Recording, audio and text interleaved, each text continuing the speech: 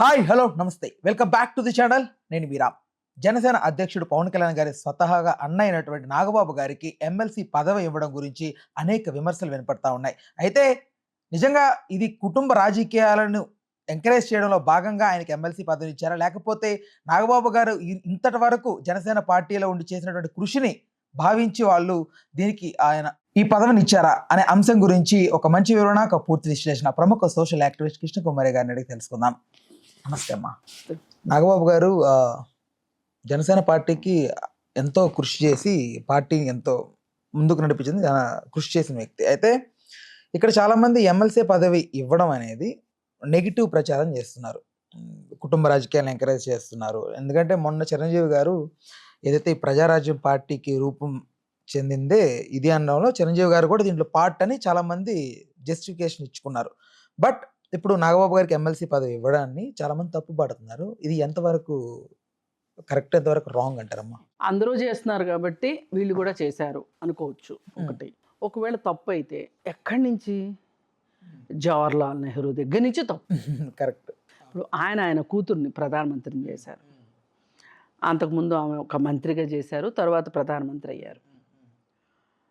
ఎవరైనా ఈ దేశం మొత్తం మీద కుటుంబానికి రాజకీయాల్ని ముడిపెట్టకుండా ఎవరైనా ఉన్నారు అంటే ఈ దేశంలో లాల్ బహదూర్ శాస్త్రి గారు ఒక్కరే. నరేంద్ర మోడీ గారు కూడా అనుకుంటా. గడ్డి గుడ్డేం కాదు, ఆయనకి ఎవరు లేరు కదమ్మా. ఆయనకి లేదా బ్రదర్స్ అందరు లేరు. అదేలేండి. ఇప్పుడు వాళ్ళ బ్రదర్స్ అందరూ ఏదో ఒక పదవిలో ఉన్నారు. మీకు కావాలంటే లిస్ట్ ఇస్తా తర్వాత, ఇప్పుడు ఇవ్వలేను కానీ లిస్ట్ ఇస్తా. బట్ అంత ఎస్టాబ్లిష్ అవ్వలేదు బయటకి, అంతేనా? మాట్లాడేవాళ్ళు లేరి వాళ్ళ గురించి మాట్లాడరు. ఇప్పుడు టాపిక్ వచ్చింది కాబట్టి మాట్లాడాము. సరేలేండి. అయితే లాల్ బహదూర్ శాస్త్రి గారు ఒకసారి రైల్వే మినిస్టర్గా ఉన్నప్పుడు వాళ్ళమ్మ ప్లాట్ఫామ్ మీద పెట్టిపుచ్చుకొని ప్లాట్ఫామ్ మీద వెయిట్ చేస్తుంది. ఎవరమ్మా మీరు? జనరల్గా మాట కలుపుతారు కదా. మా అబ్బాయి లాల్ బహదూర్ శాస్త్రి అంటే ఏం చేస్తారు అంటే రైల్వేలోనే ఏదో ఉద్యోగం చేస్తాడు మా అబ్బాయి అని చెప్పింది. ఆవిడ రైల్వే మినిస్టర్ అని చెప్పడం కూడా తెలీదు. అలా ఉన్నారు ఆయన.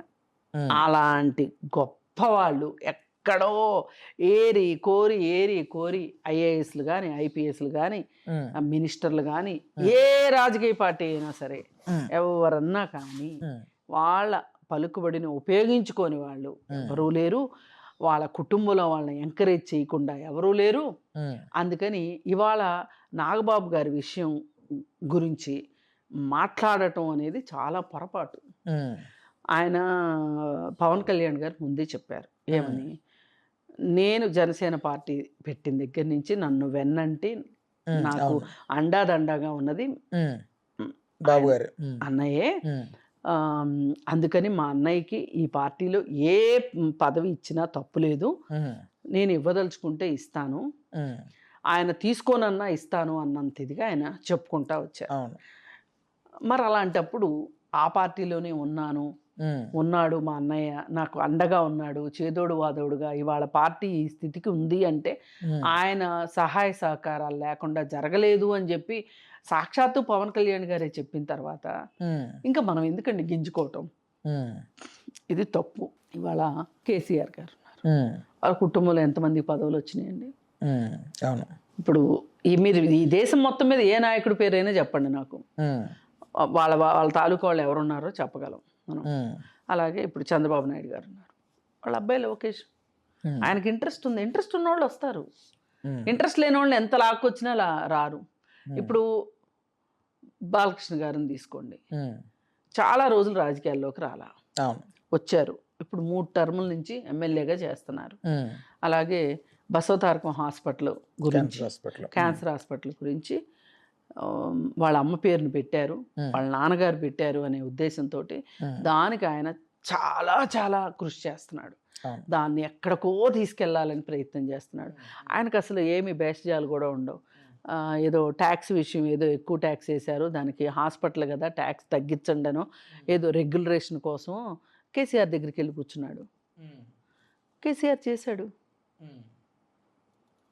ఇప్పుడు వాళ్ళ బావకి పూర్తిగా శత్రువు, శత్రువు వాళ్ళు ప్రకటించారు. మరి అలాంటి వ్యక్తి దగ్గరికి ఈయన ఒక పని గురించి వెళ్ళాడు అంటే ఆ సంస్థ మీద ఎంత ఇష్టం లేకపోతే వెళ్తాడు. పైగా ఆయన సొంత పనికి కూడా వెళ్ళింది కాదు. అది ఒక వ్యవస్థ కోసం వెళ్ళాడు ఆయన. అట్లా మరి ఎన్టీఆర్ కొడుకు కాబట్టి బాలకృష్ణకి ఆ హాస్పిటల్ నిర్వహణ ఇచ్చారు, లేదు ఎమ్మెల్యే టికెట్ ఇచ్చారు అంటే ఎట్లా? అందుకని ఇంకా మీరు చిట్టా ఎంత దూరం వెళ్తే అంత దూరం వెళ్ళొచ్చు. వాళ్ళకి అసలు ఏబిసిడీలు రాకపోయినా, పక్క ఊరికి దారి తెలియకపోయినా, ఒక ఎమ్మెల్యే చచ్చిపోతే వెంటనే ఆ కుటుంబంలో భార్యకో, కూతురుకో, కొడుక్కో, తమ్ముడికో, ఇప్పుడు ఎర్రనాయుడు గారు ఉన్నారు, ఎర్రనాయుడు గారి బ్రదరు అచ్చెన్నాయుడు గారు, మరి ఇప్పుడు వాళ్ళ అబ్బాయి రామ్మోహన్ నాయుడు చాలా చిన్న వయసులో నిజంగా తెలుగుదేశం పార్టీకి ఎర్రనాయుడు గారు చేసిన సేవకి రామ్మోహన్ నాయుడుకి ఇవ్వాల్సిందే. ఇప్పుడు రామ్మోహన్ నాయుడు ఎర్రనాయుడు గారి కొడుకు అంటే కంటే కూడా రామ్మోహన్ నాయుడుగానే ఆయన నిరూపించుకున్నాడు. ఇప్పుడు ఒక మెట్టు ఎక్కడానికి పనికి రావచ్చు, ఒక మెట్టుగా పనికి రావచ్చు ఏది కుటుంబం అనేది, కానీ తర్వాత మెట్లు ఎక్కాల్సింది వాళ్ళేగా. ఇప్పుడు సినిమా యాక్టర్ల విషయమైనా అంతే. ఇప్పుడు చిరంజీవి గారి అబ్బాయిని ఒక సినిమాకి సపోర్ట్ ఇస్తారు, 2 సినిమాలకి ఇస్తారు, 3 సినిమాలకి ఇస్తారు, తర్వాత వాళ్ళు నిరూపించుకోవాల్సిందేగా. అవును. అందుకని ఈ మాటలన్నీ మాట్లాడడం అనవసరం. కాకపోతే ఒక్కటి మర్చిపోకూడని విషయం ఏంటి అంటే మనం ఈ బంధుప్రీతిలోనూ కుటుంబం కోసమో ఆలోచించి పార్టీకి నష్టం వచ్చేటట్లు చేసుకోకూడదు.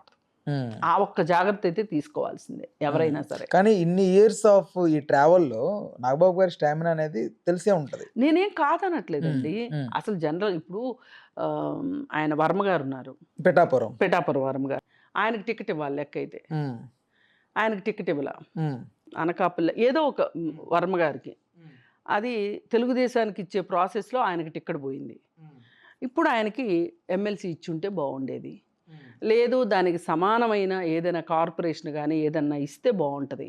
ఆయన ప్రతిసారి ఒట్టి చేతులతో అట్లా ఉంచడం కరెక్ట్ కాదు. ఎందుకంటే పార్టీ కోసం ఆయన చాలా సేవ చేశాడు. ఇప్పుడు ఎలా ఉండాలి అంటే 2 రైలు పట్టాలు సరిగా ఉంటేనే రైలు వెళ్తుంది. పార్టీలో ఉన్న లీడర్స్ సరిగా ఉంటేనే పార్టీ సరిగా ఉంటుంది, పార్టీ సరిగా ఉంటేనే లీడర్లు సరిగా ఉంటారు. మనకి బండికి 2 చక్రాలు అవసరం, ఒక్క చక్రంతో బండి వెళ్ళలేదు కదా. అందుకని ఆ విధంగా కొంచెం చూసుకోవాల్సిందే తప్పితే నాగబాబు గారికి ఇవ్వద్దని ఎవరంటారు? ఎవరన్నా అంటే కూడా అది కావాలని అన్నట్లే.